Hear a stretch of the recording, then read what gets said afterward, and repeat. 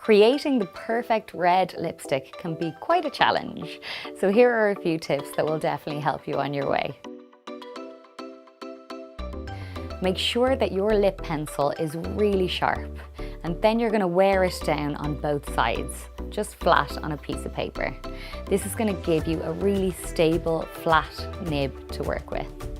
Then you're going to start with the Cupid's bow, drawing a little X in the center, and then map out the lips from the outer corners, underneath the lip, and the lower two corners. And then you can just join the dots. It just makes it a little bit easier for you to map out that lip shape.